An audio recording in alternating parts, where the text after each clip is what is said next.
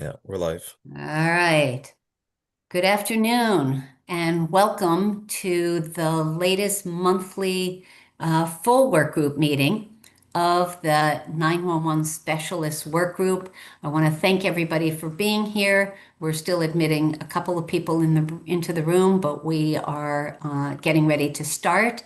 I'm Cheryl Kagan, very proud to be the senator for Gaithersburg and Rockville and the chair of this effort. I'm going to kick us off in just a moment, but I just want to start with quick introductions. Everybody say briefly first name, last name, and your affiliation, and then we have a busy agenda. I want to request to the degree possible. If you can stay on camera and if you would like to and are able to stay unmuted, it can be more of a conversation. I always say, unless you have a crying baby or a yappy dog in the background, or if you're on the 911 floor, obviously, then stay muted. But would like this to be a really dynamic conversation today. So let's go around the horn really quickly, and then we will get started with our busy agenda. Also, if your first name, last name, Shar, if you can fix, Lieutenant Romanoff, if you can fix first name, last name, and affiliation, you can rename yourself in the top right corner of your own box. Cecilia, if you're able to do the same, if not, we might be able to assist you with that. Senator Carozza, why don't you go ahead and start? Senator Mary Beth Carozza, proud to represent District 38, Maryland's Coast, Worcester, Wycomico, and Somerset, experiencing some challenges right now with the hurricane. So especially appreciate our 911 specialists, and also appreciate the opportunity to chair the retirement subcommittee, and we'll be reporting later.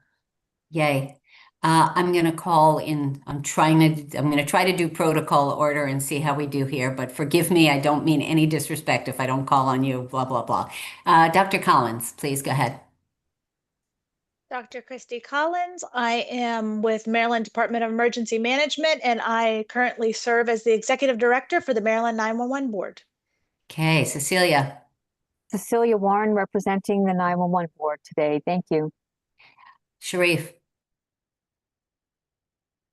Morning, I'm Sharif Thomas. I am a 911 specialist for Montgomery County, and I also sit on the state 911. Tania. Good afternoon, everyone. I am Director Tania Reddick with the City of Baltimore, and I also sit on the 911 board as well. Bryant. Brian Mitchell, Deputy Director, Dorchester County Communications Division. Thank you. Shar. Hi, Charlene Flaherty, Deputy Director, Public Safety Communications in Prince George's County. Happy to be here. Thank you. Catherine. Hi, I'm Catherine Call. I work at Frederick County 911 as an emergency communications manager on the operations floor there. Thank you. Nathan. Hi, Nathan Cooney. I am the business partner with Harford County Human Resources and also the primary recruiter for their 911 center. Yay. Stacy. Stacy Norton, Human Resources Director with Worcester County. Tamara. Good afternoon, Tamara Haney. I serve as a Communications Battalion Chief at Harford County Department of Emergency Services. Okay, Captain. Good afternoon, Captain Robert Stevenson, representing City Bowie Police Department. Thank you. Ashley. Hi, Ashley Bergen, Carroll County PSAP Director and serving as the NENA member as well. Nice. Tamara. Sorry, I was just trying to say hi to Ashley quick. Oh, okay. All right. Molly. Hello, I'm Molly O'Hara. I am Senator Cruz's Annapolis Chief of Staff and Legislative Director, and happy to be here. Yay. Paige, if you're able to come on camera, that'd be great. And why don't you introduce yourself? I'm actually not. I'm using a desktop today without a camera because my laptop is having some issues. But I'm Paige McCluskey. I'm Delegate Riley's Chief of Staff. Glad to have you here. Do you know whether the delegate's going to be joining us? She is not. She is out of town. I believe she's traveling back home today. Okay. Do we know if our other delegate is going to be joining us? If we can check on that, someone, Matthew, maybe you can do that. Matthew, why don't you go ahead? Everyone, Matthew Jeweler, and Senator Kagan's Chief of Staff. All right, and our wonderful DLS folks, David. Hi, everyone. My name is David Probert, and I'm a budget analyst here at the Department of Legislative Services. David? Hi, I'm a support staff in the work group with DLS. You have a first name and a last name, David. Oh, sorry, David Brownell. Thank you. And wonderful Arnold. Good afternoon, everyone. My name is Arnold Ladza, and I'm a policy analyst at the Department of Legislative Services and staff for this work group. Thank you. I have left someone out on purpose because she is going to kick us off, Lieutenant Shapri Romanoff. But let me pause before we bring her on. Is there anything we've forgotten to do or say before we launch? Arnold, anybody? Why don't you bring up the agenda, Arnold, and we'll just look at that really quickly, and then we will hand it off. Okay, so reading it briefly, and for those who may not know, so we do have Cecilia Warren, who is not able to necessarily read everything that's on the screen, so just sharing. Lieutenant Romanoff, who runs the Howard County 911, is going to speak from her experience. Arnold will talk about the survey results that we have gotten. We're having the reports from the 3 subcommittees, some preliminary policy recommendations after we brainstorm and have conversations, and then we'll be talking about what we'll be doing going forward before we adjourn.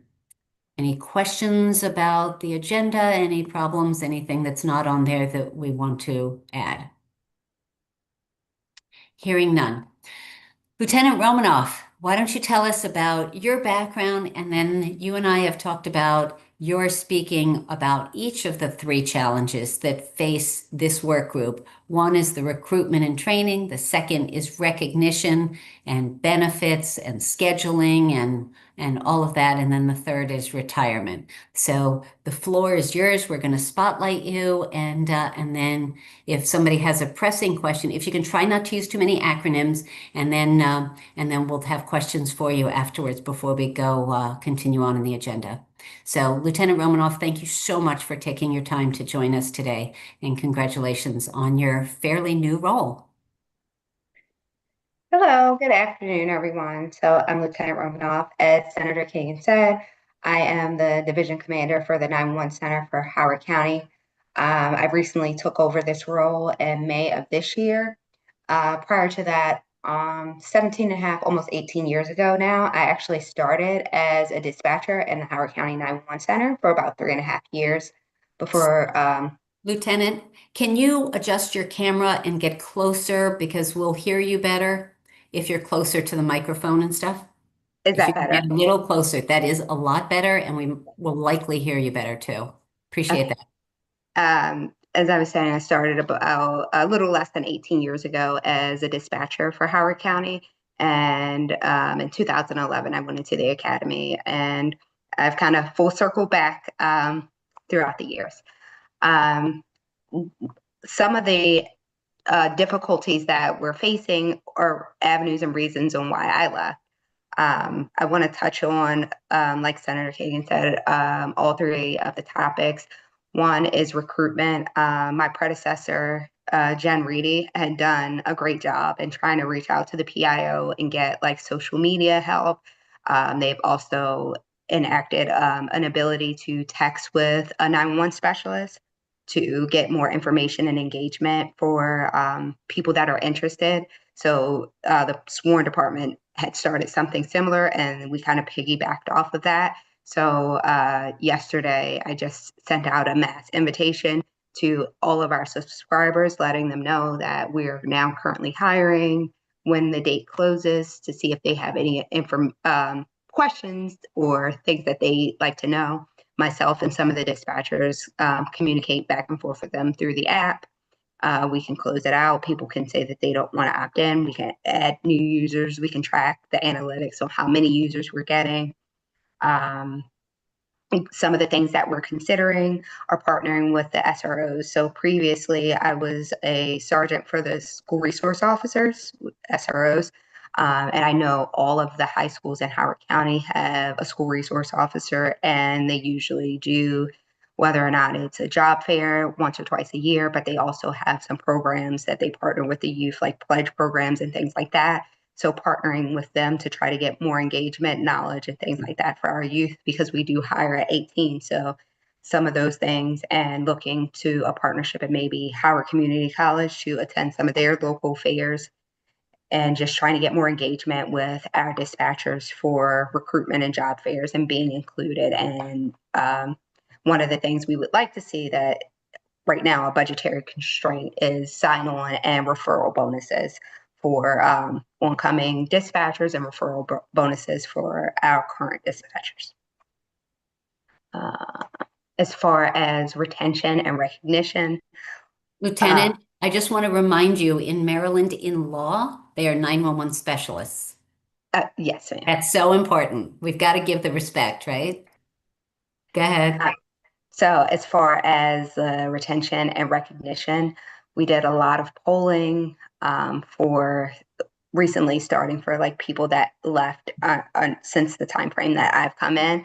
And what I found alarming is that 100% of the people, with their various factors, one factor of consideration was always the schedule. So I think that our 911 specialists in Howard County have one of the most difficult schedules, which is kind of why I left. I spoken to Senator Kagan, told her I have an 18-year-old and a 1.5-year-old.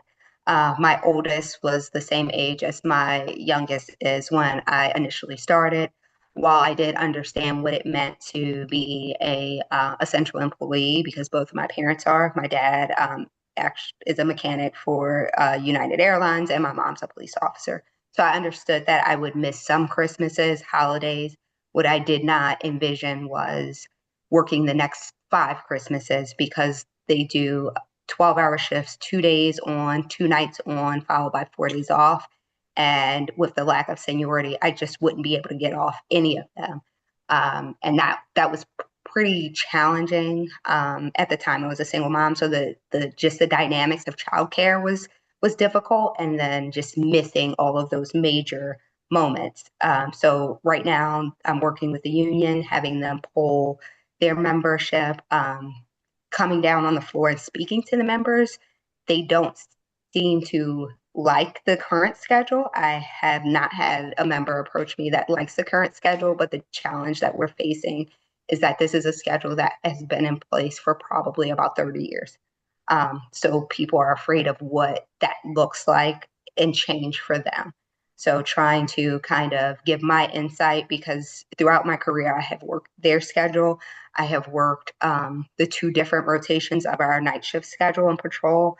I was a detective with 4 10-hour shifts, and I've worked day shift patrol in various operations. So giving my insight on that, pulling a couple other dispatchers who have become police officers or have left to go to other agencies with different schedules, that has been my suggestion to them, to also get feedback from them, to kind of get a big picture, clearer picture. And some of the things that I'm requesting that they evaluate is, the health risk associated with their current schedule, the work-life balance.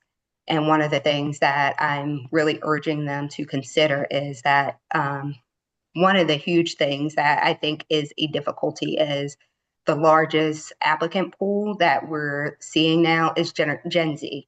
And I think there's a huge delineation between Gen Z and millennials. And I think that gap is much larger than we've seen in previous generations, just because of the dynamic of they're the first generation that has grown up completely on the internet. Like they're just a lot of different delineations. Like I'm a millennial, and they just seem eons different from me. And what was kind of that triggering point is that 2 of the people that left, one of their big pillars is Gen Z loves a work-life balance. 2 of the people that I polled said that verbatim, that our schedule did not allow for a work-life balance. So just kind of getting buy-in that, in order to kind of move with the times, we do have to change some things to evaluate whether or not people are going to be willing to stay with what we have. Evaluating our CTO, so certified training officer process, making sure that there's not extreme burnout in that. It is an extremely long and difficult and tenuous process. and trying to figure out how to best not burn out our specialists, but give our trainees the best workaround option. And some of the things that we're looking at is having it split between the disciplines. So in Howard County, we do 911 and non-emergency, teletype, police and fire dispatch all in the same center. So splitting between a primary and secondary in each discipline kind of breaks it up so that they don't have to sit with a brand new trainee that really needs a lot of help for 3-4 months in one discipline. They kind of get a break and the trainee gets a different kind of process. And some of the other things that we're evaluating, most 911 centers use Critical or something very similar for their onboarding, hiring, testing process. And now within that is like a personality test.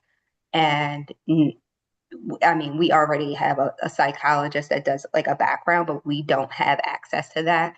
Being able to see like what kind of person, whether or not like the person is more timid, just some other personality things from them, and kind of match them with a CTO that can probably best work with them, as well as learning their learning styles, just trying to do things that kind of solidifies and helps the process and making sure that we are giving the new trainees the best outcome.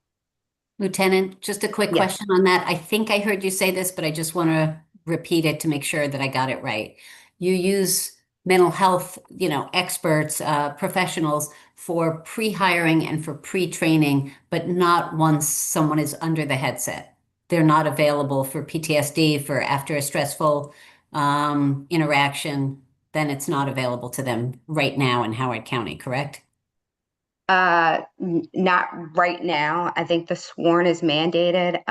What my understanding was is that it was offered to our 911 specialists and they did not want to participate. And I'm working with the union on that. It's getting more buy-in that, like, in order for us to make things better, like, you can't always think that somebody's out to get you. And I think that was the thought process of like, well, if I speak to this person and they're connected to Howard County and I don't trust that, and I'm just like, I can promise you, like, I worked in child abuse. I said people with licensed clinical social works, they're not willing to risk their license to gossip, basically. So kind of getting that buy-in, and also working with the union for a program, because I think it was Charles County, maybe. There recently at the 911 board, I did see a proposal that was approved for kind of like a mental health or work funding. And so working with the union to kind of find a program that works for us, something that we could offer our specialists. Okay, I'm going to ask Dr. Collins to speak to that after you're done. Can you just remind us which union Howard County is affiliated with? I cannot remember what their specific lodge title is. I believe it's. You can put it in the chat after you look it up after you're done. Why don't you speak to retirement, and then we'll see if there are other questions. Okay. Again, another one of the great things that my predecessor was able to have completed was to get a 25-year retirement for them. So in Howard County, they were not reclassified to public safety, unfortunately. That is something that we're still working towards. So they, even though they didn't have the reclassification, they were able to work with the county to negotiate a 25-year retirement, which did come with a substantial increase in what our 911 specialists were contributing, because I think they were only contributing about 3.5%, and it had to go to about 10%. Wow. Yeah. So okay, you're missing Arnold's days here. Arnold is doing a holy moly, because we've been working on this for a while, and I know Senator Carozza is taking copious notes. Okay, we will find out a lot more about that. So I didn't get a chance to speak with the retirement specialist, but I do know a little bit of the backstory in order to do that, because once they elected to do that, the people that were in, they had to stay a minimum of 2 years to start paying into it. But then that meant that everybody that opted in now would be pulling from the system at a much higher rate. And so in order to kind of match that funding and offset that cost, they did have to substantially come up with an increase. And I was not here either sworn or as a civilian when the police department actually elected to do something similar.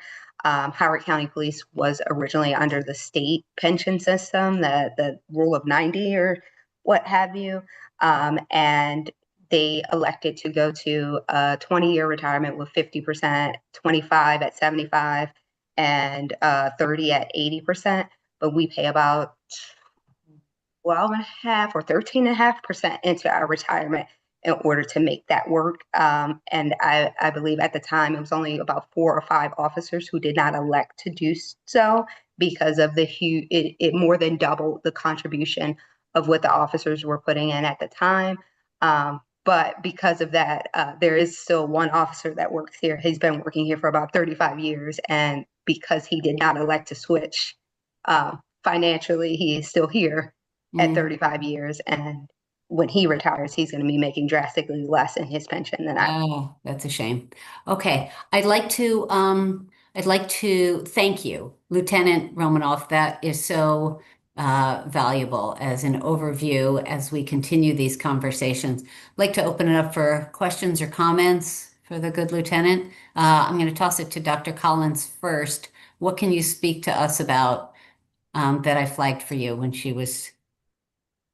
No, that's great. I just want to make sure that I'm speaking to what she's referring to so I can actually, because there's quite a large number of projects that get approved by the 911 board. Can you explicitly tell me one more time what the basis was? Was it the personality test, critical, or was it something to No, do with? It had something to do with I think it was like a mental health or a wellness program. I think it was Charles or Harford County, one of those counties. It was, I believe, 2 sessions ago. So not the last session, but I think it was like one before that. Yeah, so I did have one that I just quickly was going through, and I'd love to hear more so I can actually report back to this group if necessary. But the one that jumps out at me was Resilient Responders. That was a 2-day course that did many different components of what you're referring to, understanding mindfulness, groundbreaking, things like that. But I would have to work with you to actually really get an idea. Charles County does tend to be one of the leading people in providing quiet rooms and wellness rooms. So I have no doubt it could possibly be with that group, but I want to make sure that I'm addressing the question. So, Christy, maybe the subcommittee on benefits recognition retention could really would appreciate hearing back when you've got that information. I don't know. Absolutely. Okay. All right. Questions or comments based on Lieutenant Romanoff's presentation? Okay. Seeing none, Lieutenant Romanoff, thank you so much for your leadership, your service, and for that overview. As I told you earlier, you are beyond welcome to stay, encouraged to stay on if your schedule allows. We want to continue to learn from you, and I want you to know what we're working on and stuff. So with that, let's pivot. Arnold, you're up next, and you're going to present a couple of highlights, just over a few minutes on some of the highlights from some of the survey responses we've gotten. Yes, that's correct. We resurveyed the PSAPs for updated information. For example, their vacancy rates that reflect August 1st, 2025. We heard back from 22 of 24 PSAPs. Just want you to keep in mind of the 2 that did not respond, with the updated information. One is a large PSAP, which has over 400,000 residents, and another is a medium PSAP that has between 100,000 and 400,000. Once again, Arnold, I'm happy to make phone calls or split them with you or whatever you want to make sure that we have all 24 represented. Sounds good. I just want to make people aware Yes, these that's great. numbers may be a little skewed. So statewide, we have a vacancy rate of just under 15% at 14.6%. Within the large PSAPs that have over 400,000 residents, it's 12.5%. Within the medium PSAPs, it's 17.5%, and within the small PSAPs, it's 12.6%. This table here shows you the number of positions and vacancies. I just want to discuss the small PSAPs. You can see that there are the second to bottom row at the minimum, there's 4 small PSAPs that have 0 vacancies. And there's 10 small PSAPs in total. So 4 of the 10 have 0 vacancies. However, since they are smaller, on average, they have 23.1 positions. Since they're smaller, staff may be needed to work overtime or be on call. So they are feeling that stress as well. Moving on, we we polled the PSAPs on the reasons the specialists leave. Um, Out of the 22 respondents, 16 said the work environment culture. So that was the highest, that ranked highest, and then scheduling was right after at 13 of 22. And surprisingly, pay ranks well below at 6 of the 22 said that pay was a primary reason. So that is something that I found interesting. Can you go back, please? The work environment culture. Did we get any specific, since that was even higher than burnout? Did we get any specific comments about that? I will share that with the group after this meeting. We did get some more information. Some of it is remembering that people were not ready. They didn't understand what they were getting into. They wanted more flexible, I think more work-life balance, but I will share that with the group after I have those responses. Moving on to unionization of the 22, the majority 14 are not represented by a union.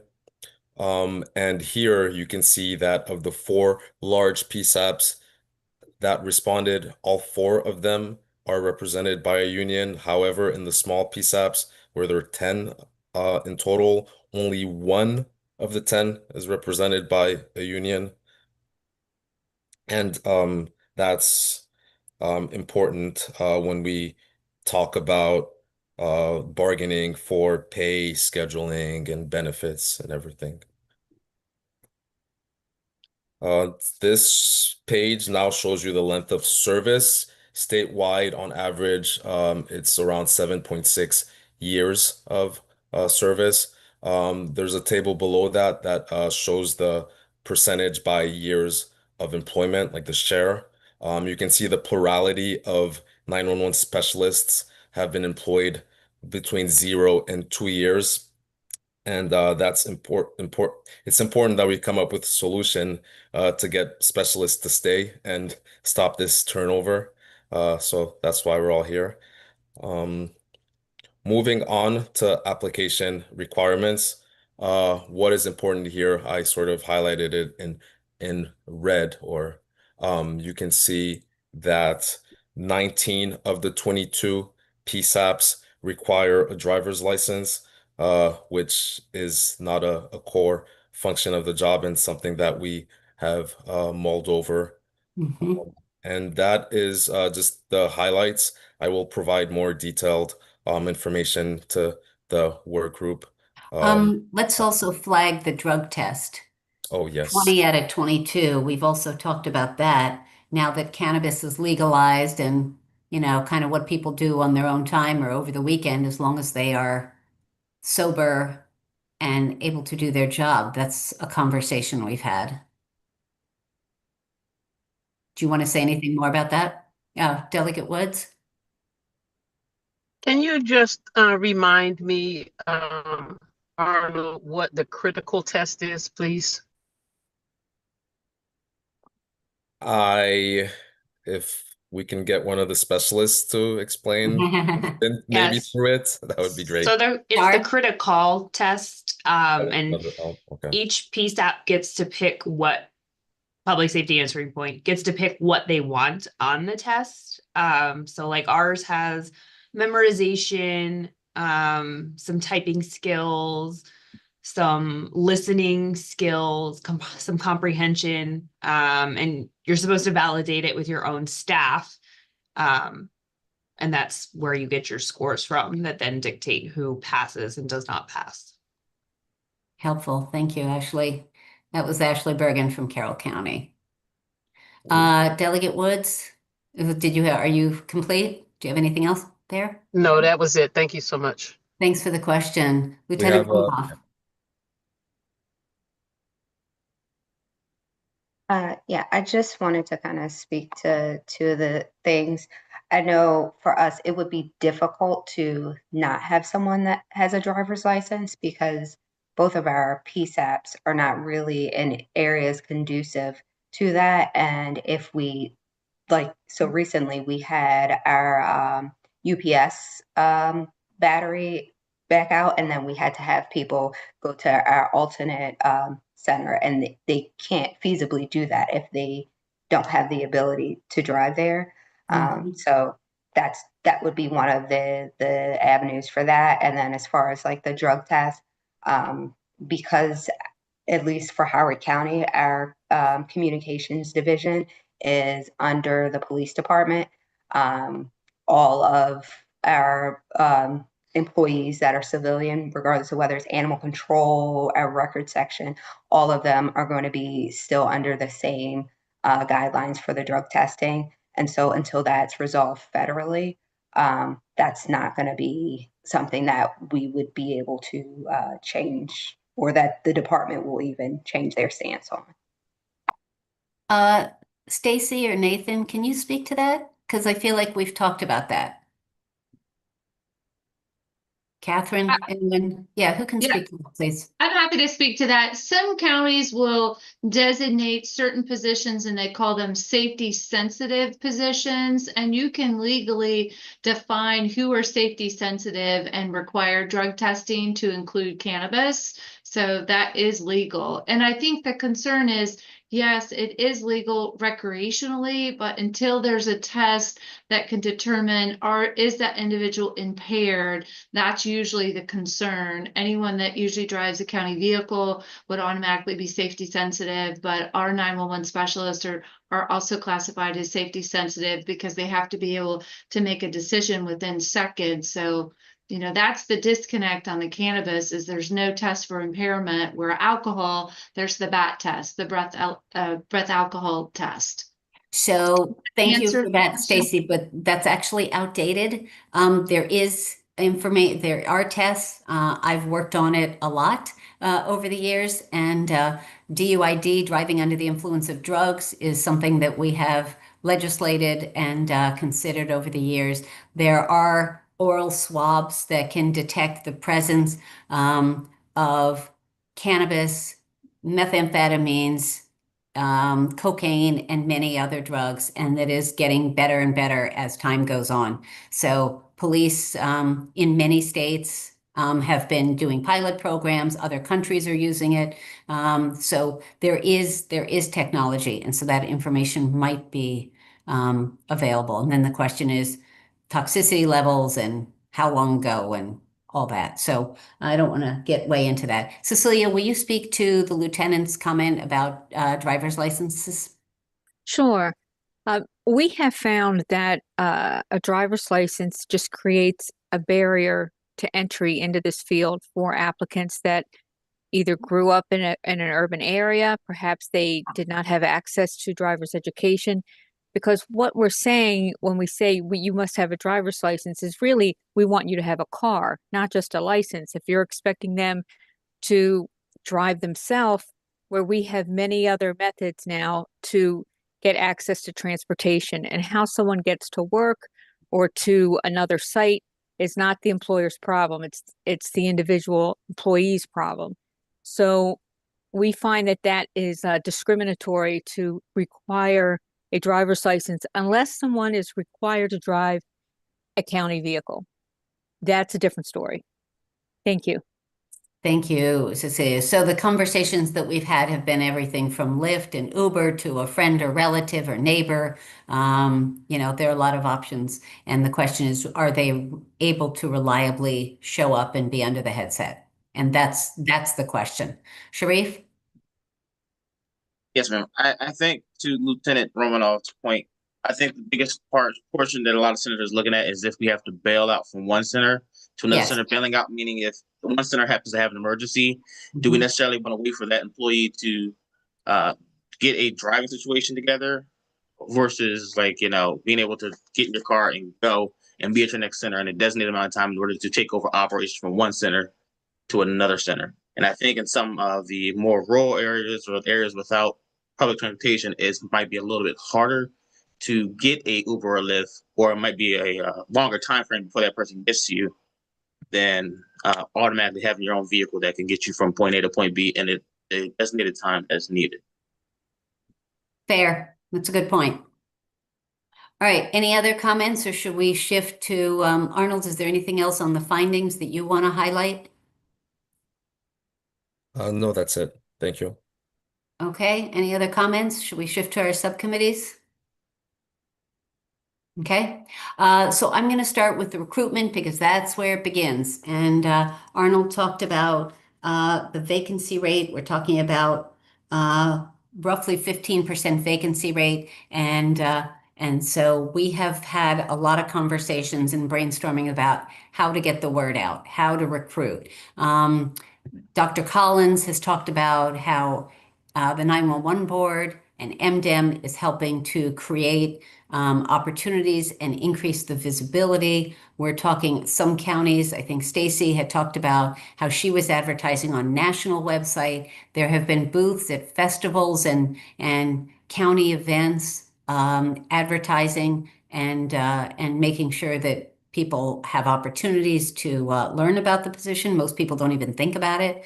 Public service announcements, social media is a key thing. Obviously, social media and good spokespeople.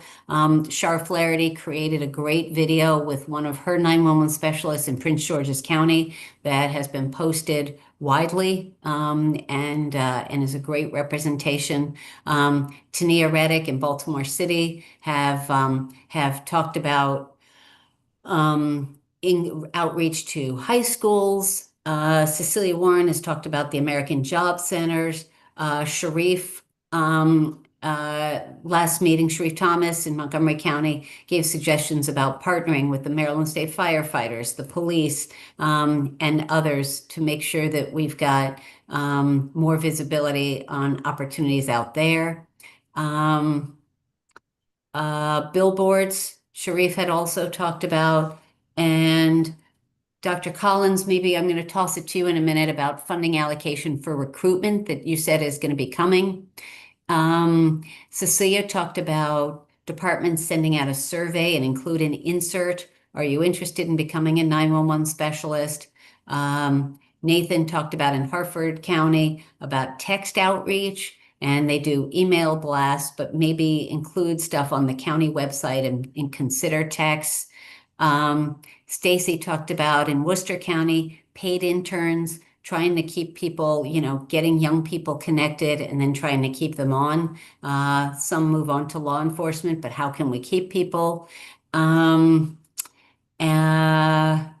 have so many notes here on all the creative opportunities. Job fairs at the YMCA is something that Talbot and Queen Anne's have tried. Some places, I think County Executive Stuart Pittman in Anne Arundel County had done bonuses, recruitment bonuses. There are retention bonuses. How do we, Nathan asked, sort of how do we engage the younger generation? And using TikTok in a really fun, dynamic, regular way is helpful. And I think those are the quick notes on recruitment, on the recruitment and training subcommittee. just to give you an idea of the range of things we talked about. So let me ask, I'll start with Stacy and Nathan, since you are the HR professionals. Anything I left out from that quick overview? And then I'll go to Arnold. Stacy and Nathan? Are we No, I think good? that sums it up, in terms of all the topics that we discussed and talked about. Thank you. Arnold? I agree. Thank you both. We talked about potentially seeing if it's feasible to collaborate with the Department of Service and Civic Innovation, Yes. cohort number 4, hopefully next year. Yes. So the service year option is a Moore Miller administration initiative, and I've helped connect Dr. Collins with Secretary Montero, and we're seeing whether we can start to create a possible track there for a career track. The other thing, Arnold, that wasn't on the list, or Matthew, community colleges, we keep talking about having classes. We did that at Montgomery College once. Others have tried it. I think, Shar, you tried it in Prince George's County. Why don't you speak to that? What worked, what didn't work, and is that something you're thinking about in the future? We tried it and then we stumbled over it, and we are planning on bringing it back up again in the next, working with Prince George's County Public Schools. We are in partnership with the schools now to move forward with that and are very excited about the options. Right now, we're just trying to clarify what they need with what we can do, and hope that it will be in place soon. Soon, not this fall. Would it be spring? Would it be next year? It Do we was know? planned to be this fall, but we're pushing it back. Hopefully, December, January timeframe. Okay. Hopefully. Okay. Matthew, could you please make a note that I want to follow up? I talked to the CEO of universities at Shady Grove, as well as the president of Montgomery College. I also talked to University Systems of Maryland. So I think we do want to have those conversations. Being a 911 specialist is just not top of mind for anyone. It's really role modeling and educating people. Matthew pointed out the whole concept of SSL hours, the student service learning, and bringing another way of bringing high school students in. And there are questions of confidentiality and safety and privacy and background checks and stuff. But Tania, you've worked through that. Is there anything you want to add to that as you've reached out to high schools? When it came down to reaching out to the high schools, like I told you on the previous meeting, it kind of just fell in my lap. It was something I've been thinking about for a while, but due to a conversation that was had at one of the community meetings in reference to the students in a specific area, one of the our CAO in the city, our chief administrative officer. Yeah, chief administrative officer thought it would be a good idea if she could kind of bridge the gap between the high school as well as bringing them into the workforce, or getting them more engaged in what we had in Baltimore City. And she noted and she remembered that 911 was not fully staffed. And so that conversation came up. And then when I told them that was one of my things that I was looking into doing, they let me go full force with it. So since then, we have now in the school year of 2025 to 2026, we're implementing the actual teaching 911 in 2 schools in Baltimore City, which is Digital Harbor as well as Patterson High School. And we're going under the public safety law track, which is the CTE program, certified technical program that Baltimore City offers. So we're going to be there during the week, every day, every Wednesday during the week in Digital Harbor, Patterson. I haven't figured out what day of the week when we're there also, but we'll be in there helping them recognize what is call taking, along with the systems that we have, the software that we use, and then bringing them in, also working side by side with some of the 911 specialists that's in Baltimore City. Thank you, Tania. Before I call on Catherine and Shar, and I'm going to go to you, Captain, as well, if you've got, and Ashley, I do want to recognize that Delegate Jamila Woods joined us. She looks like she is driving, and she's staying safe and hands-free, but we're really glad you're here. Do you want to say a quick hello, or are you good? Good afternoon, everybody. Thank you for this opportunity to be on the line with you all. Yeah, I am driving, so I appreciate it, and I am able to participate, but not participate as much as I'd like to. Yep. Well, we appreciate you. Catherine, Frederick County, tell us what's going on. Yes, I wanted to speak to involving high school students. The last couple of recruit classes, we have had groups of high school students come in, and during the practice call taking sessions near the end of our academies, they have been able to help our new call takers get an idea of what it's like to talk to someone who hasn't been in class for a few weeks, or somebody who actually does the job. And it also gives them exposure to the type of stuff that we do, the programs that we use. And we do offer, we're really open to having tours come on the floor as well, whether it be those high school students. And they have sat with us briefly. We usually don't have them sit in the police pod due to confidentiality things, but it's been well received on both ends. So it's great. Shar? I had to unmute. I was just wondering if Tanea could share what they're doing so that as we're moving forward, we're not reinventing the wheel. Are you asking for something in writing, Shar, like any documents she has? Because she's explained it to us. Is there something, what's like their that would be lesson helpful? plan, the lesson plan type thing? Okay. Yeah. Tanea, do you have something like that you can forward to us that we can share with the group? So we're currently working with the instructors at especially Digital Harbor with the lesson plan. Once we have finalized it, I don't have a problem with sharing it and where we are with it. Yeah, but it entails what they are using already and how we can actually put what we know, our experience in it. So it's going to just be the whole curriculum from their side and our side. But I have no problem with sharing the document once it's finalized. That's great. Super. Thank you. And I mean, as far as you, Shar, or anyone else that has it, we all can share ours, and then we can see where we can move forward with it. So it can just be one blended program throughout Maryland if we want to look at it that way. So no matter where the kids are pulling from, at least we're kind of teaching on the same points. Love that idea. Yeah. Does anyone have any objection to that idea? Because that seems like a low-hanging fruit recommendation in our report. Anyone object to that? Raise your hand, speak out. Okay, I'm going to assume that that is a consensus, good step moving forward. There's no mandate to that, but creating a document that anyone who wants to can use. Senator Crozer, you're good with that? Delia Woods? Okay. All right. Captain Stevenson, Ashley Bergen, Stacy Norton, anyone doing anything interesting with young people? Tamra, any high school students, any community college student engagement? Okay, then let's, Bryant, sorry, I'm trying to see everybody. Okay. Anybody have anything else to add on that? Okay, so that's recruitment. I'd like to move on to the next one unless there's something else. Dr. Collins, I keep wanting to check in with you. You're good? Okay. All right. Let's move on to the second subcommittee. And I have too many windows open on my laptop here, but that is retention, recognition, and work environment.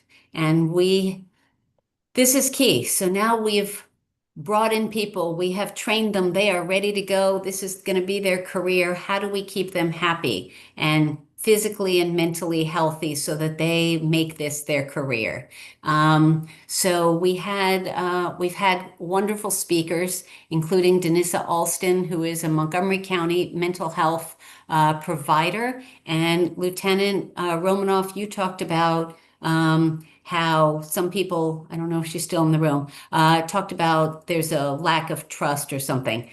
She is amazing, very well received, and works kind of off hours from 1 p.m. to 9 p.m. so that she covers all shifts. And so everyone's available. She's available to lots of people. There's a conversation.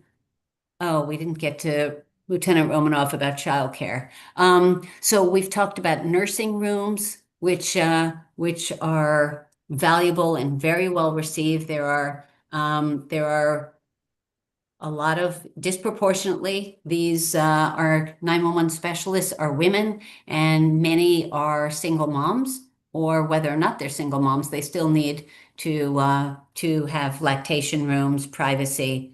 There needs to be recognition and appreciation for how difficult the job is. And as Nathan said, it's not always about money. It's about a special program created by specialists and how can we recognize them? Because the money isn't always in the budget, but we've heard about everything from a special parking space that is for the 911 specialist of the month or of the quarter. We talked about that, and we ought to get like a really cool sign to make them feel special and recognized. Senator Carrozza talked about peer recognition, peer-to-peer support, employee of the quarter. Yes, Catherine, a cup with their name, national night out, being in the community and being recognized in the community. Sharif talked about a shout out board as a way of visibly thanking our people. Cecilia talked about we've got to have good environments in order to encourage staff retention. I asked about suggestion boxes. Some have tried that. They have, those have generally been eliminated because supervisors have open door policies and people are feeling generally safe about that.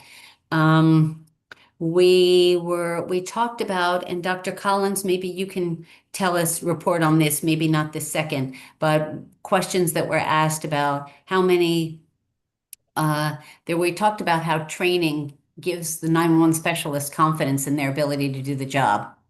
And so we passed the legislation a couple of years ago about telephone CPR. How many PSAPs have asked for and gotten money for that? Because that makes the 911 specialist feel more confident and empowered if they've got to give telephone CPR. And also, do we fund tuition? Do we do tuition reimbursement for any personal advancements and training?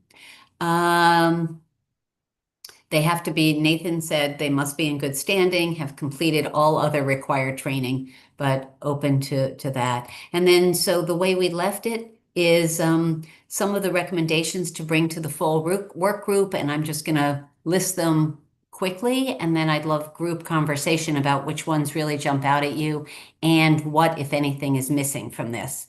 So I'm going to start with shift bidding because scheduling. Arnold pointed out how scheduling continues to be a challenge for people. Work-life balance is going to be more and more of a challenge. Mental health support and improving and increasing that.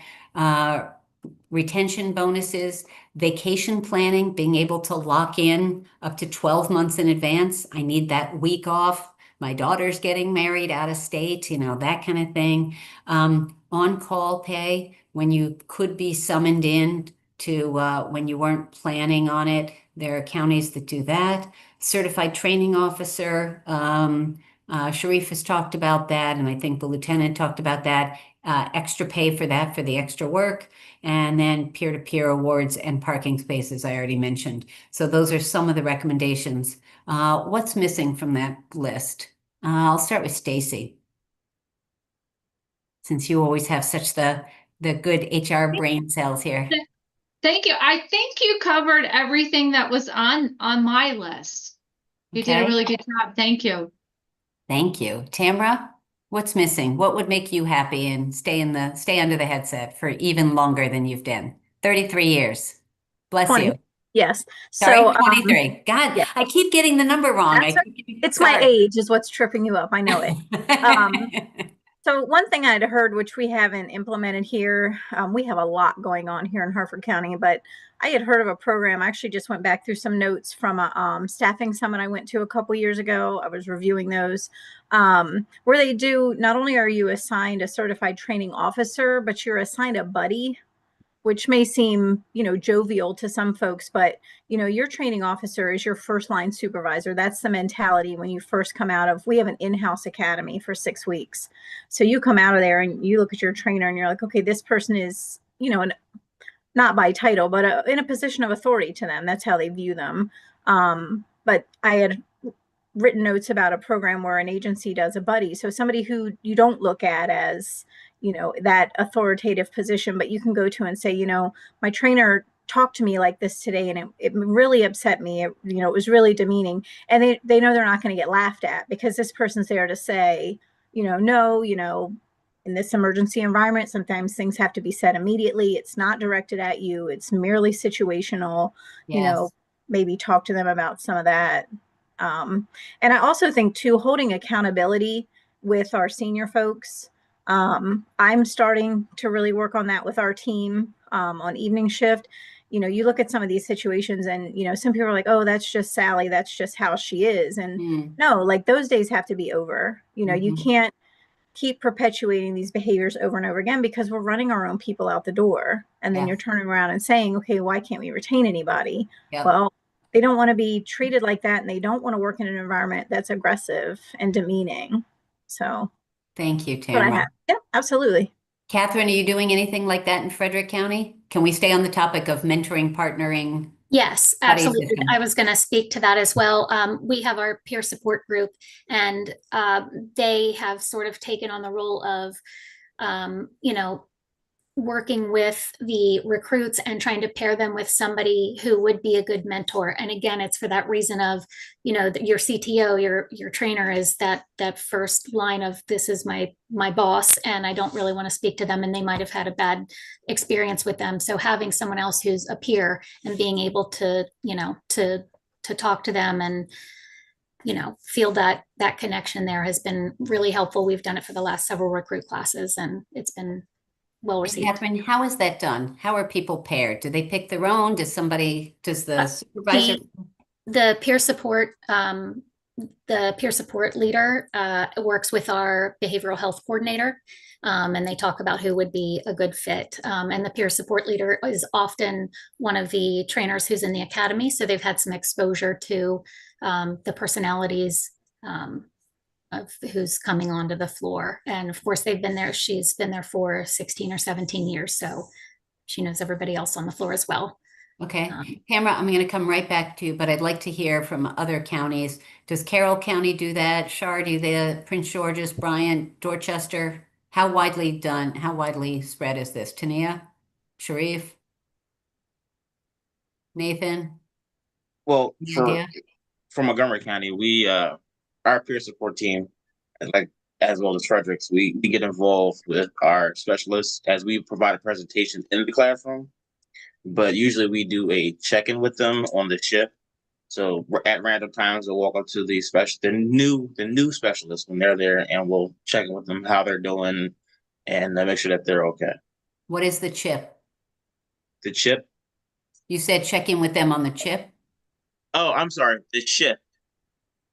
Shift. While they're working. Sorry. Yes. Sorry. No, you're good. Okay. I didn't know if it was an acronym. I didn't know. Sorry about that. All right. Ashley, Shar. Yeah. I would say for Baltimore City, we do have peer support. And they're actually certified. They became certified through a certain program.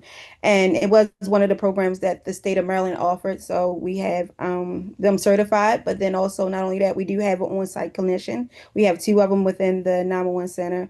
So they do check-ins. Also, they have different 30-minute segments with all the specialists within the ECC just to do check-ins, but then also give them some great tips on how to reduce stress. But then we also do quarterly things with them through Baltimore City's Department of Human Resource. They have a wellness program. So we would normally do like salads in a jar. We do massages. We do audio therapy, different things we do quarterly for them just to help them digress throughout for like the next 3 months to help them go forward. And we try to do a lot of peer events, different team building events, and whether that's something that we put together ourselves or something that somebody else like provide to us, but we try to do a lot of peer building, team building events throughout that. So we just try to keep the morale high in the city. And is that for their first 6 months, first year, how long does this last? This is continuous. We normally just like do this continuous. This is for everyone. Tamara, how long does yours last? Well, we have a peer support team, but that's what I'm saying. I want to look into this buddy program, but that was the question I was going to ask is how long is this buddy assigned? Does it just turn into like maybe a work friendship? Yeah. Or how does that work? Catherine, do you know?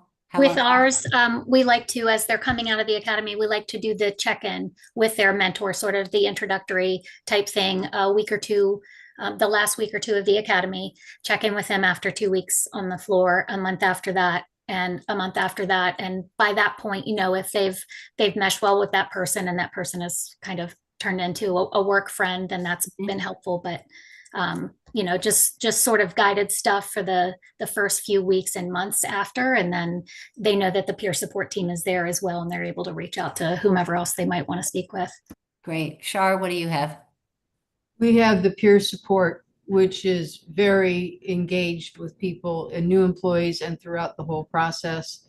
And we also have our occupational wellness person who is available for people who are struggling. And if we do identify people who are struggling, we kind of encourage Dr. Richards to reach out to them confidentially so that they're able to relieve stress, talk to her, make sure she's aware of any additional help that they may need. She's been around for about 5 years, so she's seen a lot and is able to provide advice to them from an outside, not an inside supervisor position, not even a friend, but from an authoritative, authoritative, yeah. That's it. Professional, perspective. Yes. Who employs Dr. Richards? Is she a county employee, but not within the PSAP? She is a PSAP employee. She's a 1,000-hour employee, and she has been very, very, very effective.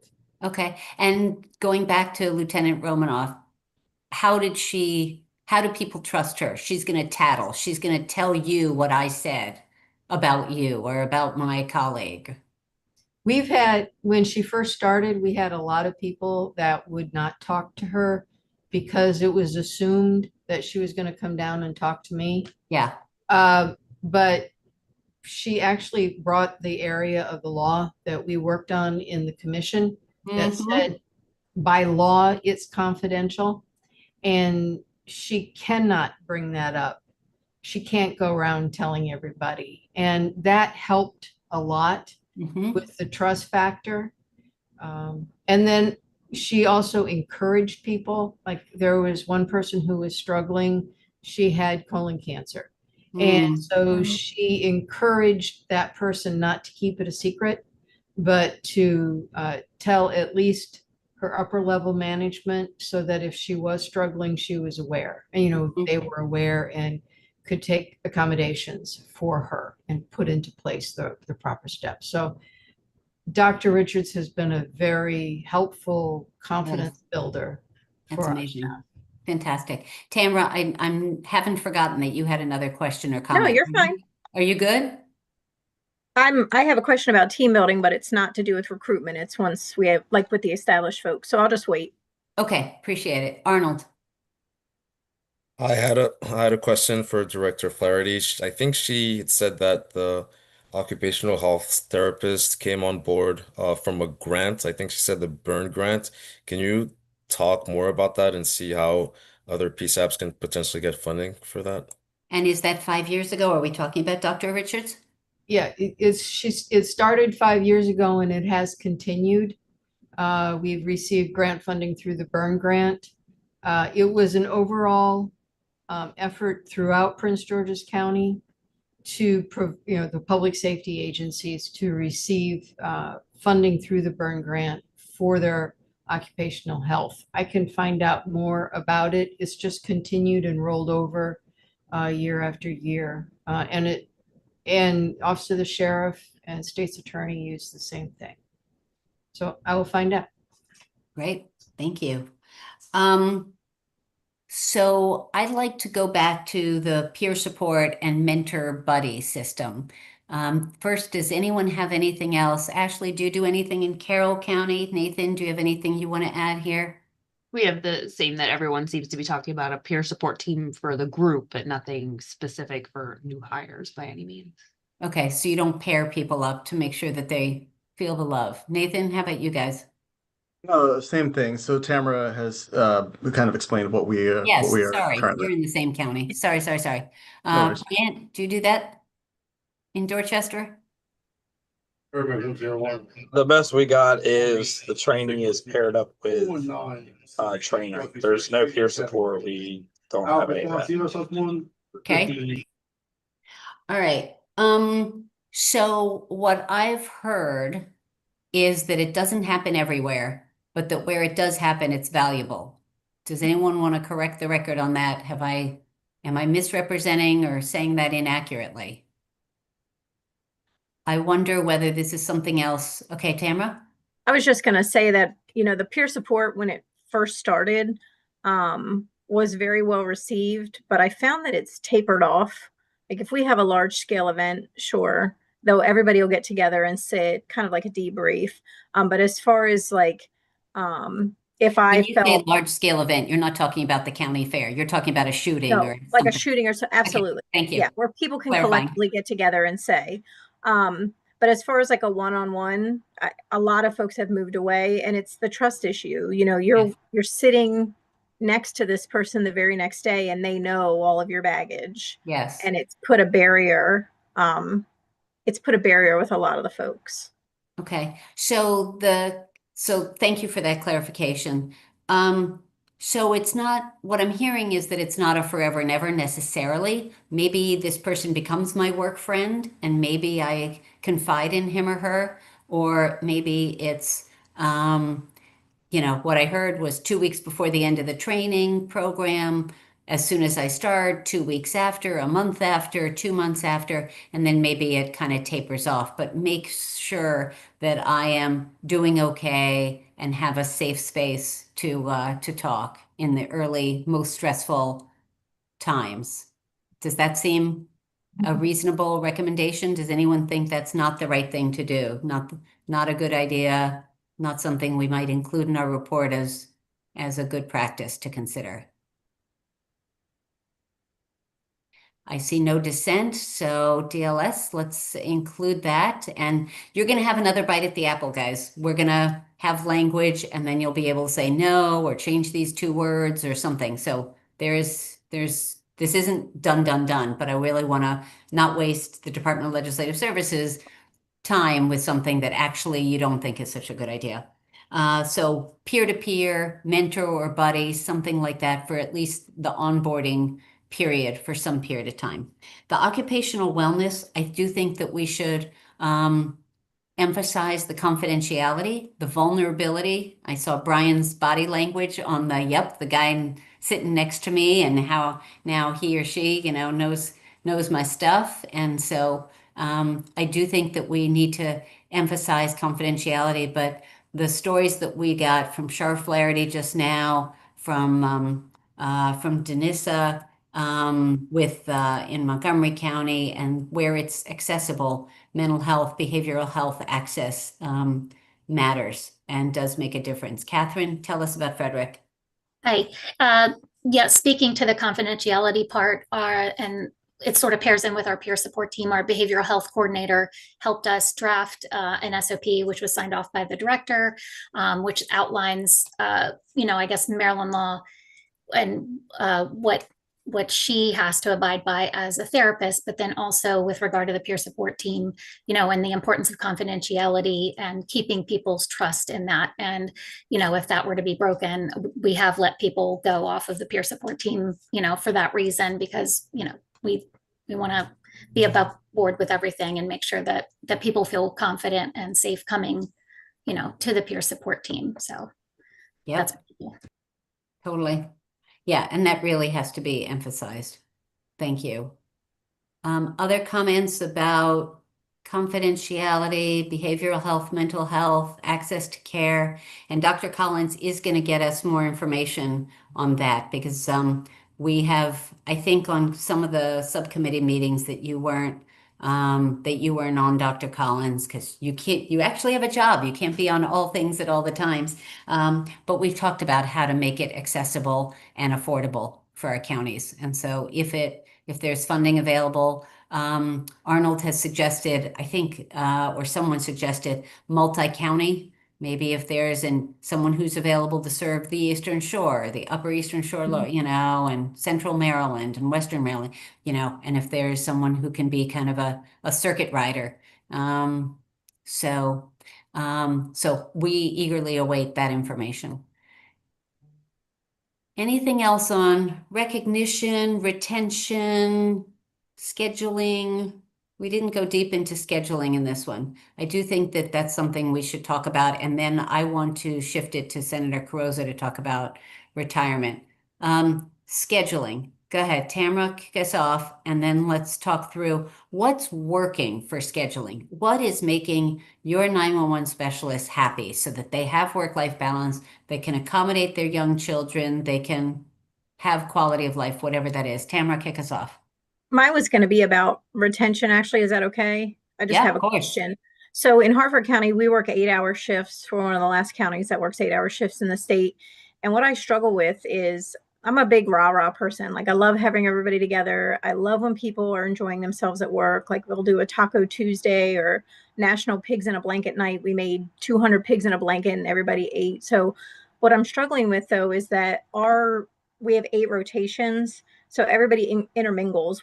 There's never a time where we can catch everybody together and say the entire team is going to get together and do something. If you have 12-hour shifts where you work, 4 12s and then have 4 off, that's easier.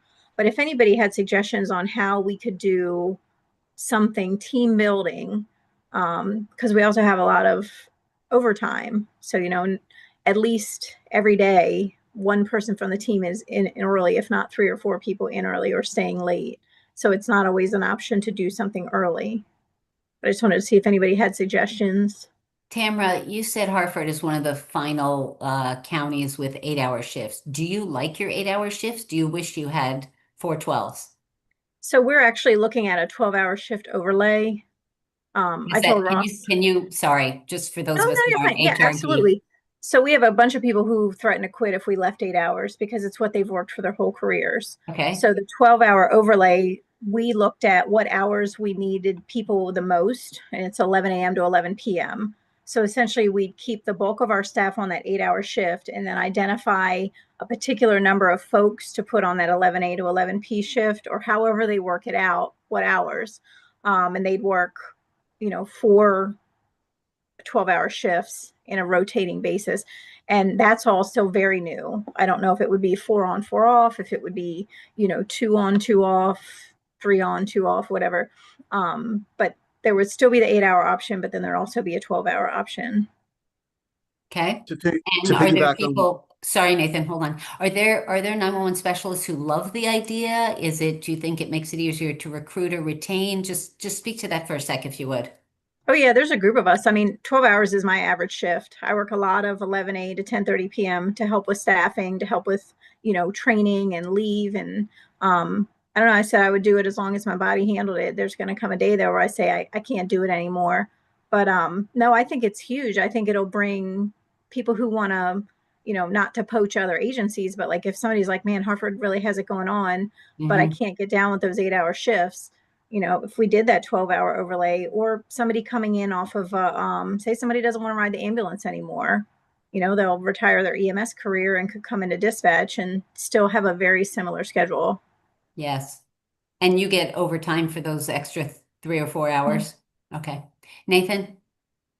I was just going to piggyback on what Tamara was saying. So we are looking into that, I guess, from from an HR perspective.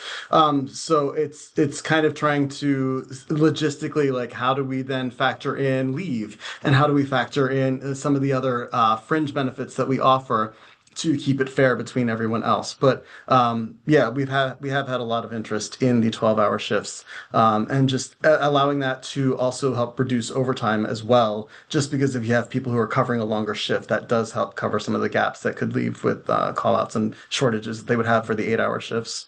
100%. Nessie, I want to call on you. I don't know if you're sitting right there, but you haven't said hello yet. If you're able to come on camera, I'd love for you to introduce yourself since you are Christy Collins's kind of right arm at MDEM at the 911 board. So if you're there and if you can unmute and come on camera, and if you can't do it this second, we'd love to say a quick hello and thank you to you. More on scheduling. Sharif, just give the quick report since it's the full group, and so everyone can learn about that. Would you like for me to go over our shifts? Yeah, why don't you just report on how Montgomery County does it? We have 8, 10s, and 12s. So 8-hour shifts, 10-hour shifts, and 12-hour shifts. We have 6 8-hour shifts, 4 10-hour shifts, and then everybody else on our at our center is on 12s. We have 4 different 12-hour shifts, which is excuse me, I'm gonna do a military time because it helps me think. 07 to 19, 19 to 07, and then we have a 03 to 15 and a 15 to 03. And we do what's known as a Panama schedule, which is a 2 on, 2 off, 3 on, 2 off, 2 on, 2 on, 3 off. So we get every other weekend off. And essentially we wind up working 7 days of pay period, which winds up being half a year. The center wanted to try to do 8s or 10s. We had the opposite effect. We all decided we would probably leave if we went to 8s and 10s because we love our 12-hour shifts because we have our every other weekend off, and it works out for a lot of us. I love the 12s. I could not ever go to an 8-hour shift because I like my extra days off. So, yep. Okay. Yes. Anyone else want to share what their calendar stuff is, their scheduling stuff? Brian, do you have anything interesting in Dorchester? Oh, look at that. You raised your hand right after I called on you. I read your mind. Go ahead. So I can speak kind of for how the shore is. Dorchester's surrounded by 24 72-hour shifts. A lot of counties around us are 24s. Dorchester has, since I've been here, has gone through 3 different schedules. They did 3 on, 3 off, 3 on, 3 off. Then they went to the 2 days, 2 nights, 4 off. Recently, we switched to the same as Montgomery County with the every other weekend off.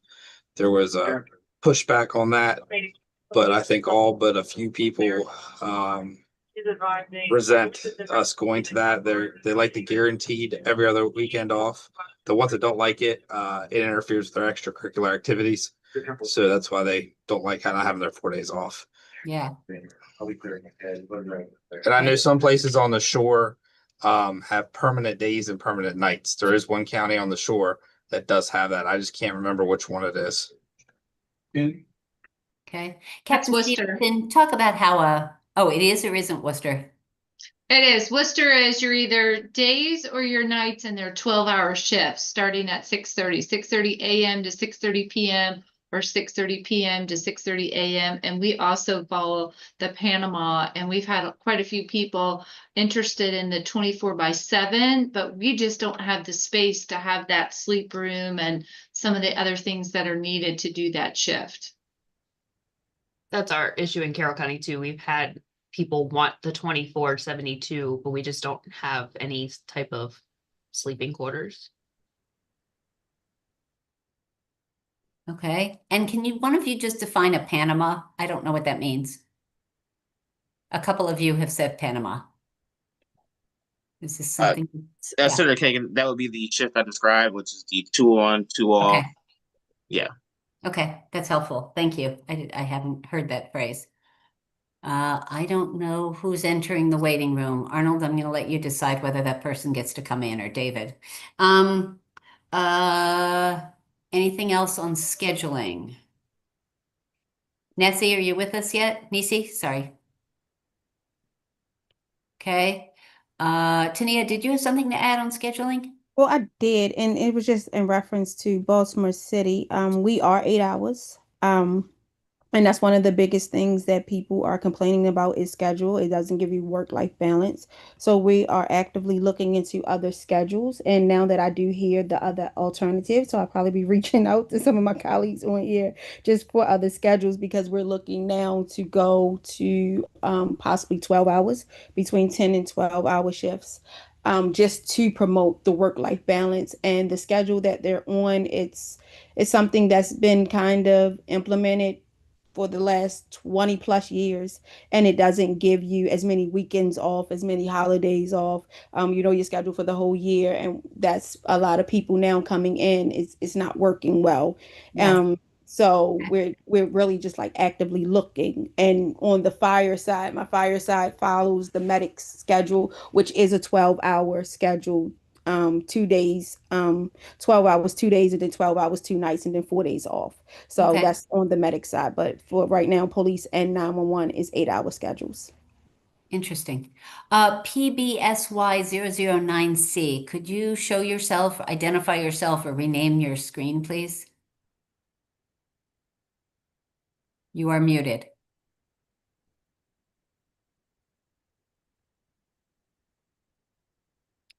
Okay, Arnold, your DLS call on that. Captain Stevenson, I started to call on you. Do you want to talk? And I don't know if you're able to talk on behalf of secondary PSAPs. Are there any rhythms or consistent patterns as to how secondaries do it? And you are muted. Yeah. In terms of scheduling? Yes, sir. So for us, we do the Panama, so we do the 12-hour tours with the Panama shift, so that 2 on, 2 off. I'm just actually kind of shocked to hear how many our patrol officers work the same schedule. But I'm actually kind of shocked to hear how many people are saying how preferred it is. For me, I can't wrap my mind around it because, out in the field as a police officer, you get to move around. But for me, I always look at our 911 specialists in their little cramped quarters. It's kind of dark. There's not much movement. They always they don't really get a chance to break sufficiently in my eyes. There's and again, movement is big for me. So, them being able to take breaks and go into the gym and walk or lift weights or do something just to get the blood flowing and just so it's actually kind of interesting to hear that perspective. But yes, we're on 12s. Okay, helpful. All right. If there's nothing else on scheduling, there she is. Nisi, hey, will you just say a quick hi so that everybody can say hello and thank you for what you do? Yes, happy Friday Eve, everyone. I am Nisi. I'm an executive assistant to Dr. Christy Collins, and I kind of work behind the scenes. So you probably have most likely communicated with me via email. But hello. Or seeing you at the APCO convention Yes. and work in the booth and bringing your lovely energy. So all that. Yes. And at 911 Yes. board meetings. So thank you. Thank you for what you do. Thanks for being here. And I wasn't trying to put you on the spot. I just did want you to say a quick hello. So you're on the record. No, you. All righty. All right. Time to toss it to retirement. Because now that we have recruited the best people, we have trained the best people, we have made them happy, we have recognized and thanked them, we have taken care of their mental and physical health. We have not talked about standing desks and exercise balls and treadmill desks, you guys. That's Arnold. Will you put that in the notes? That's something we need to talk through because those are cool. They can be funded by the 911 board. And right, Christy? Yes. Yeah. And they exist and they, obesity and therefore high blood pressure and cholesterol problems, diabetes, all that stuff is just really common. And that is not a way we want to lose our 911 specialists. So there are a lot of good, handy healthcare tips that can be installed.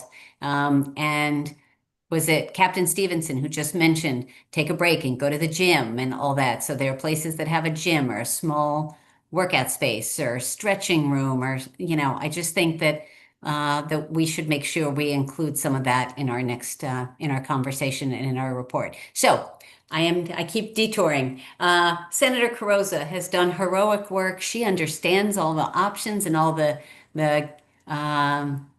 details about retirement and how we can make sure we honor our 911 specialists when they want to wrap up their career. So Senator Carrozza, if you can speak plain English so even people like me who don't fully get this stuff can understand, that would be great. And I'm going to pin you so we can all pay attention to you. Thank you for your leadership. Thank you. And I want to say that I am approaching this as a generalist, and thanks to people like Stacy Norton from Worcester County HR for providing, and for Arnold for providing the additional information on the complexities of the different pension systems. I want to start by saying our subcommittee has focused on how do you strengthen retirement for 911 specialists and have it in more parity with other public safety officials. So that's kind of been the approach we've taken in a general sense.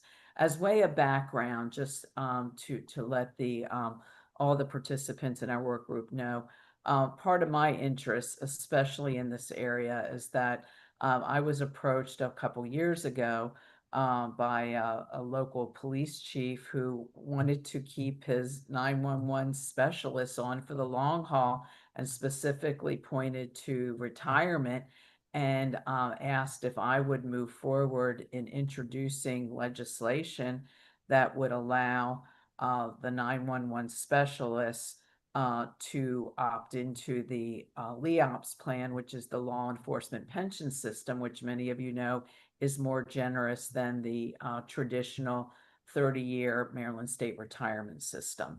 And, from the standpoint, again, a lot of complexity, because you still need your local jurisdictions buy-in for something like this. But from the standpoint of parity with other public safety officials, it seemed, like a very reasonable approach to have that as an option. Again, no mandates, as an option. And I was very disappointed when the bill was presented, and to run into the opposition from the Maryland retirement system, pointing out that the obstacles are actually at the federal level. That the way that right now the 911 specialists are not defined as public safety officials, and therefore you run into both the tax and the description to limit the 911 specialists from being part of the LEOPS, law enforcement pension system. And so I knew that when we formed this 911 recruitment, retention, and retirement work group, that would be something that we would address. And my approach was to not limit just talking about LEOPS as an option for our 911 specialists. That could be a possible option, but to look at all the other possible options.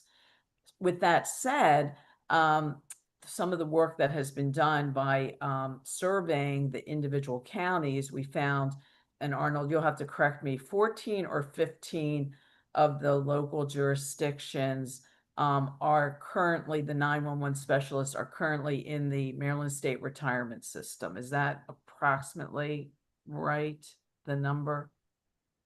I believe it was 13. Okay. But I'll. So just again, more as background, what that means is that the 911 specialists that are in the Maryland State Retirement System would have to work 30 years before they could retire. And one thing that we have found with our work on the retirement subcommittee, and with the participation of so many members on this virtual meeting, is that this 30 years as a 911 specialist was, a barrier, was in some cases, I think it was described as, unacceptable, given all of the pressures and stressors with this job. And so we started to look at a possible option of, would we consider, or talking again with our subgroup, our subcommittee, with this full group, would we consider having a carve out for 911 specialists that would be either, it was both mentioned, 25 or 20 years of service for retirement, as opposed to the 30. I think the group came to the realization that the 20-year was probably wasn't feasible given what the contribution would be, and that, of course, the only example we have of the 20-years of service is the separate correctional officers retirement. So we started to look at this possibility of going from the 30 to the 25 year. We had a very sobering and robust discussion. Yes, Madam Chair. Croza, Madam Chair, just a quick, could I ask you to clarify? You referenced the correctional officers, but for those who aren't on the subcommittee, can you just talk about how that was done, by whom, whether there was pushback, and what their standards are now? Yeah, I mean, I'd have to defer to DLS on that. Okay. All I know is that it's the 20 years has been used as an example for if the correctional officers have the 20 years, why wouldn't we consider the 911 specialists for the 20 years?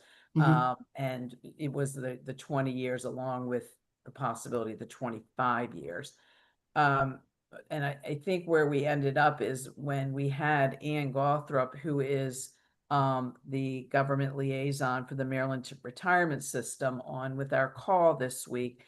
She raised some of the challenges that would come with reducing the years of service from 30 to 25 years. Those challenges being the local buy-in of your local jurisdiction, as well as what the contribution of the individual employee and employer would be, which might actually present additional challenges. We also, as part of our study, looked at individual counties to see if there were some best practices with retirement that other counties could perhaps consider on their own. Again, very sensitive to this is going to take the local role, the local jurisdiction buy-in. And we just did talk earlier in this meeting about Howard County being at 25 years and the fact that the unions were involved with that. So what we tried to do with this subcommittee is put the various options out. There does seem to be, and I will be the first to say, retirement and pension systems are extremely complex when you're talking about years of service, age of retirement, retirement percentages, contribution amounts. So it really takes our HR folks, working through this and to, again, recognizing what the costs would be as well as the local jurisdictions buy-in. To sum it up, we seem to have been building a consensus with all the complexity with retirement coming down to three possible recommendations for this entire work group to consider.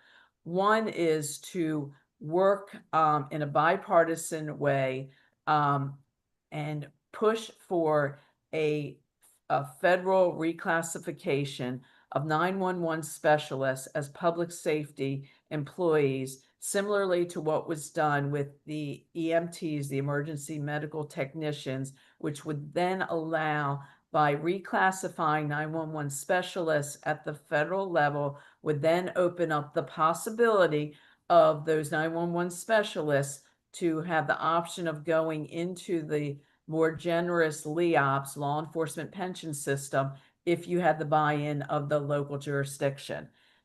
I believe that we should have a full force push to work in a bipartisan way at the state level, using not just our work group, but there's other work groups, and Chair Kagan is a member of one of those work groups, the federal government task force, Joint at committee, the state level. Yeah.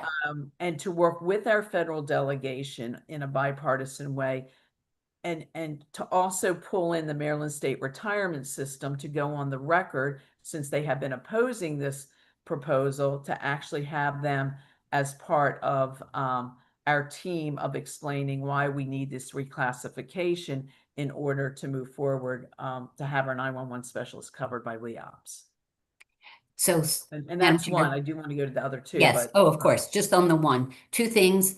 It's not a task force. The Joint Committee on Federal Relations is ongoing. It is a standing committee, and it's a joint committee. And so that was Senator Carrozza's idea. I think it's brilliant. I think it's the right avenue. And just one other clarification. I don't think there's been opposition. I think there's been inaction at the federal level in Congress. So it's about getting someone to spur it forward, not to shift them from a no to a yes. Yeah, to clarify that the opposition from the Maryland State Retirement System was based on the fact that we don't have the classification yet at the federal level. Yes. And what I've been trying to do is, instead of just having the Maryland State Retirement System tell us what the problem is, I've asked to engage them on being part of the solution. And I do think, even though I do think we did secure a commitment for the Maryland State Retirement System to work with us, even if they wouldn't do a total endorsement, but to work with us, which I think is a significant gain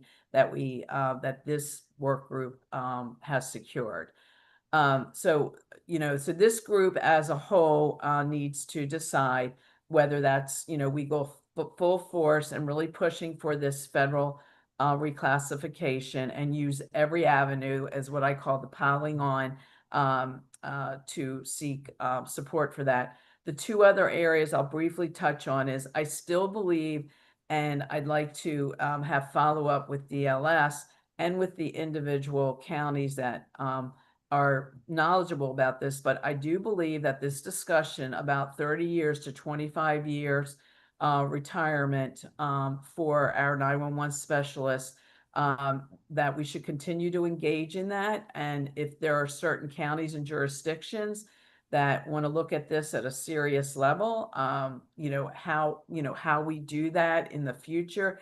It is a heavy lift and there are many challenges. I know that has to be flushed out, but I think we heard loud and clear from our subcommittee and the full work group that that 30 to 25 years, if we're serious about 911 specialists being at parity with public safety officials, that we should be looking at that 25-year years of service for retirement. And the last issue, and I would defer to Chair Kagan on this, but again, it's another tool in the arsenal for how retirement could be more attractive. But Senate Bill 759, that would allow for the $15,000 income tax subtraction for 911 specialists for retirement income. While that may not be, the overall solution, it could be one piece to strengthen our retirement and make it more attractive for 911 specialists to stay on until retirement. So those appear to be the three that we're coalescing behind, but I really want to open it up, especially we've got some HR people on here. We had somebody who's actually already taken it from 30 to 25 years. So, Madam Chair, I think this is the time to really try to see if our narrowing in on these three possible recommendations is the course that we want to proceed. Thank you. Thank you, Senator Croza. Thank you for your leadership on this, truly.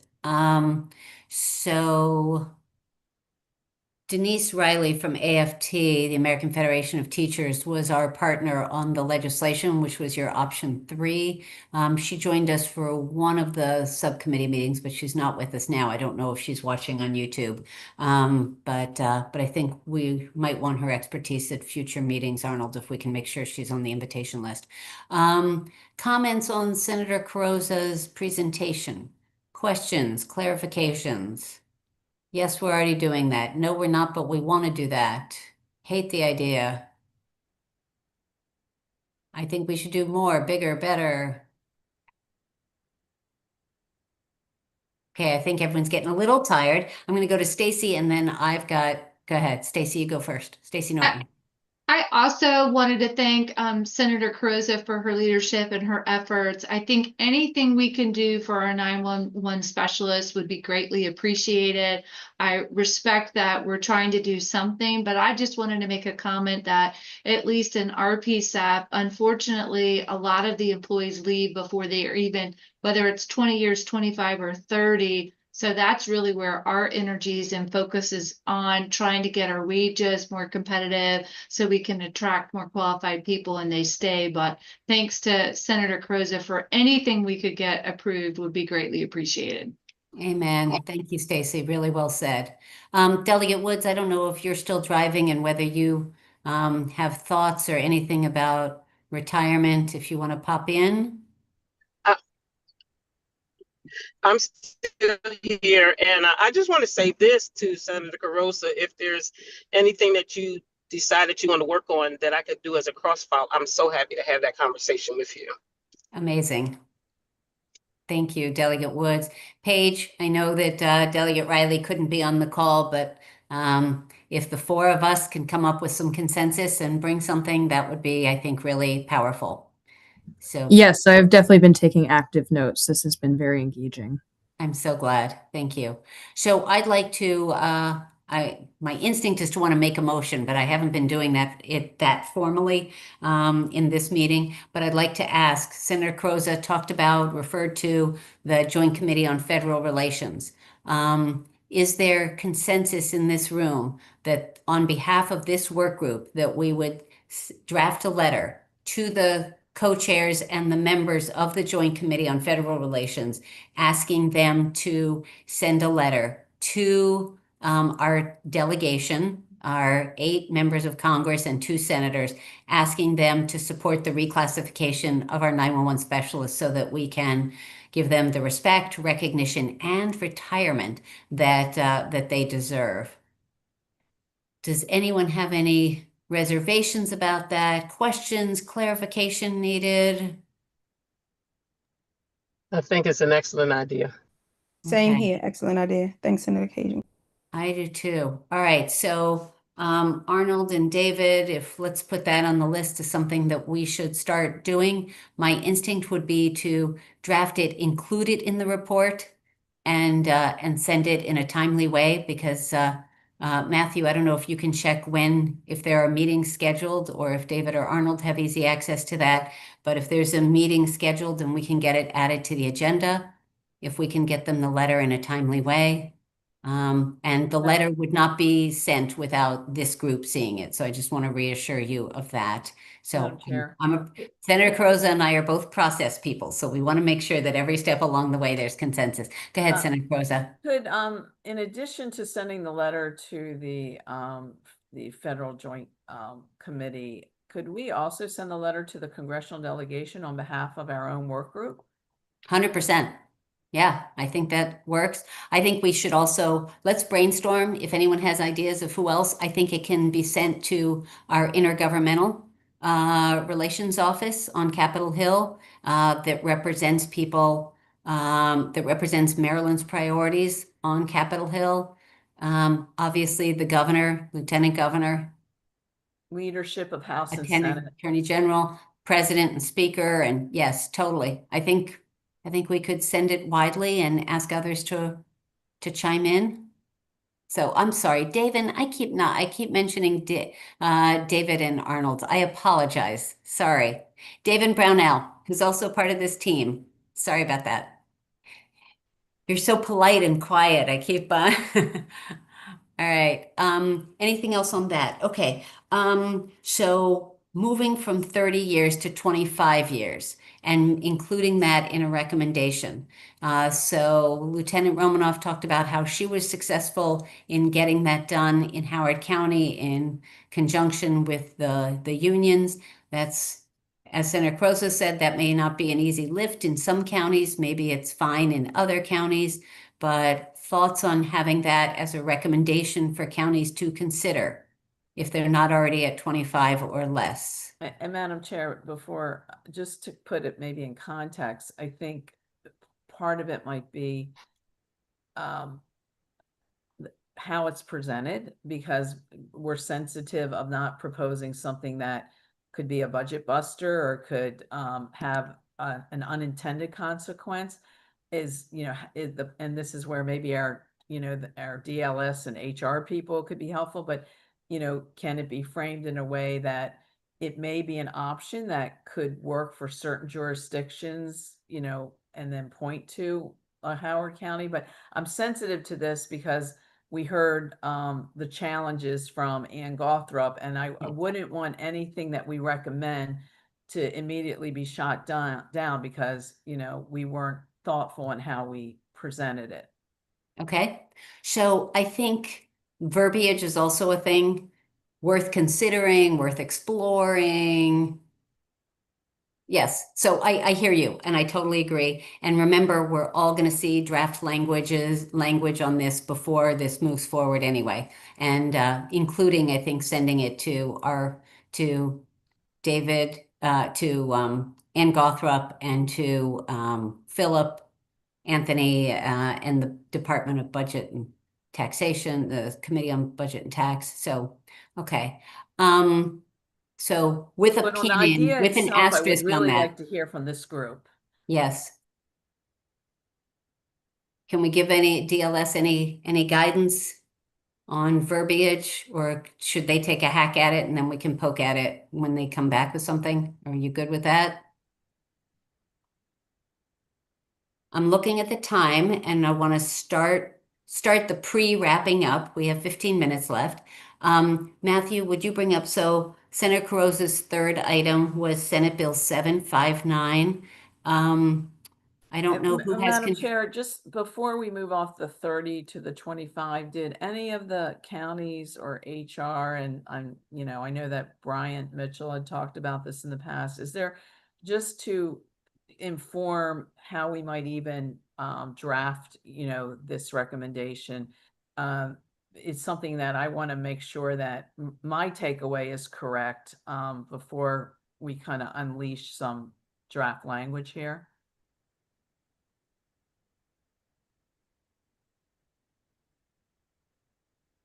Silence being. I think we've got silence. So I don't understand what you're asking. I'm sorry. I just want to make sure that,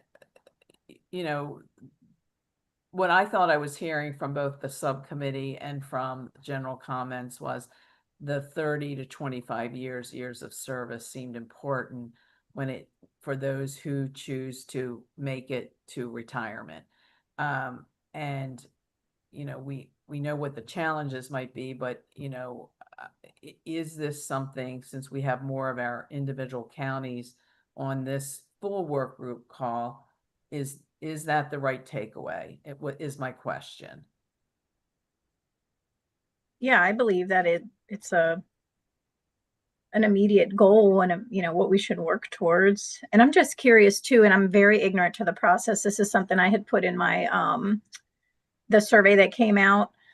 Is this a period of time on a presentation when you send something in where it would be beneficial for frontline specialists to be present at a session, or is that even allowed to say, somebody can look at a proposal and say, oh, we're proposing this, but to put the information and the facts behind it?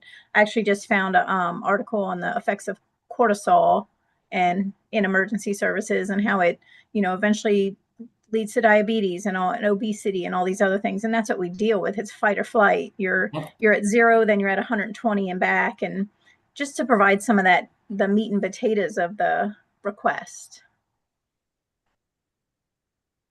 So, Madam Chair, would that mean as we propose some of this, in addition to our full work group, that it could be shared with, I guess, beyond?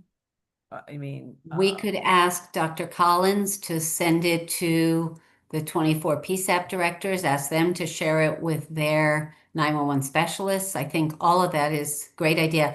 This meeting is being live streamed. I mean, that's the whole point of the transparency bills that I keep sponsoring that are law now, so that people can engage and feel informed and understand what it is that we are discussing. And that goes for so many departments and agencies, including the 911 board meetings, except when they're confidential about anything related to national security or personnel matters.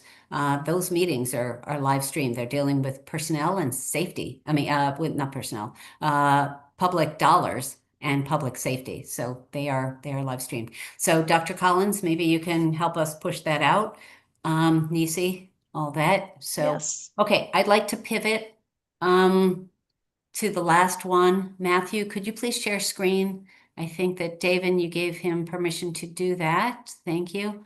just going to pull up very briefly. Some of you have probably never read a piece of legislation, and I don't want you to have to feel like you're an expert here, but just want to show you this is the bill that passed the Senate unanimously towards the end of session this year. So the first part, the purpose paragraph is usually legalese. Then it says what section of the code that it amends. Scroll down, please.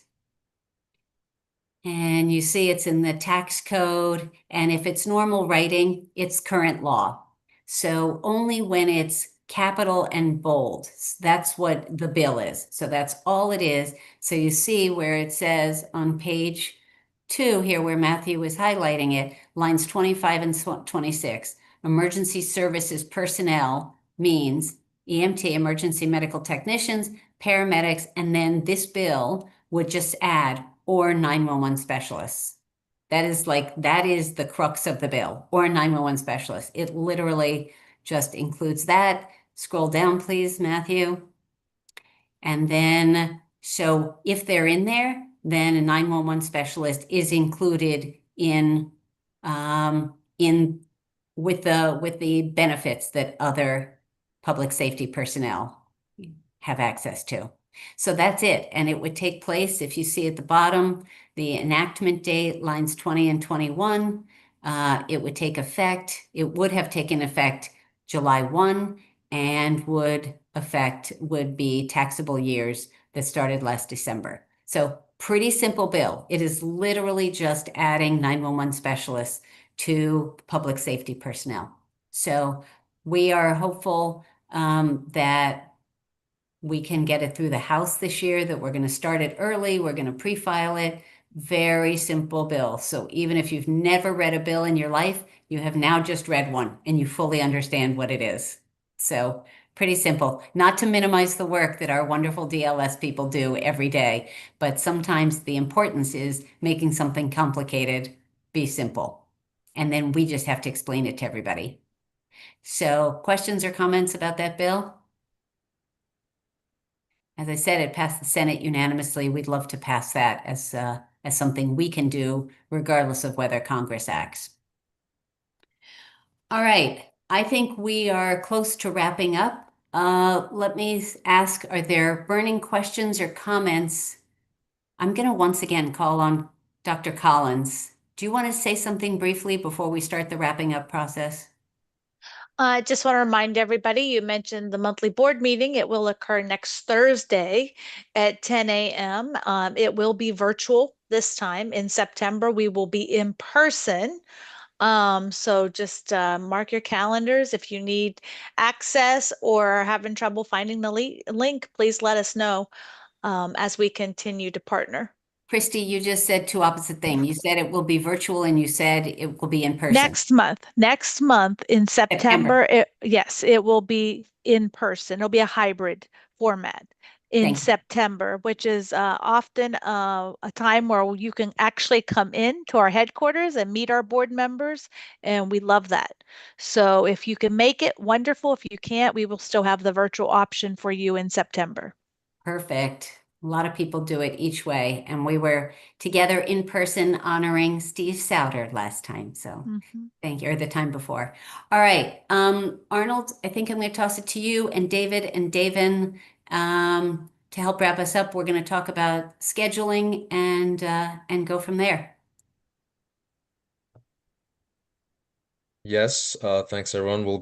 Please be on the lookout for schedule availability, doodles for upcoming subcommittee meetings. We will be drafting again drafts of the letters as discussed today, and making sure that everyone does get to see it, make edits and suggestions before they eventually go out. Yeah. Great. So if you're able to send it as a Google Doc so people can add comments and we can all see the same document, if that's possible, that'd be great. If it's not possible, then we'll just send back. It might be easier for you all if it's possible. And my office is happy to help you with that if that makes anything easier. Okay. Closing comments. questions, concerns, ideas? Delegate Woods, calling on you briefly. I just want to say thank you to everyone who is doing all of this hard work. It's a lot. I'm getting a lot of good information. Just as a personal show, I sent you a message to please call me afterwards. But thank you. It's a lot of good information and giving me a lot of thought. But thank you all for your hard work. Certainly, Senator Kagan, thank you so much for all that you've been putting into this. Thank you. Appreciate that. Cecilia, since I can't see if your hand is raised, are you good? It was a great meeting and my hand is not raised. Thank you. Okay. All right, Senator Carrozza? I think that we know what our marching orders. My assumption is next time we gather, we'll be looking at some materials to keep moving forward and you take this to the next step, which is actual recommendations and action. Amen. All right. Before we go, I just really want to thank, this is all about the 911 specialists. And so Tamra, Bryant, am I missing? Hold on. Someone else under the headset. We just Sharif, of course, duh. Sorry, your headset isn't on. We are so grateful for you, for the work that you do, for the pressures that you endure.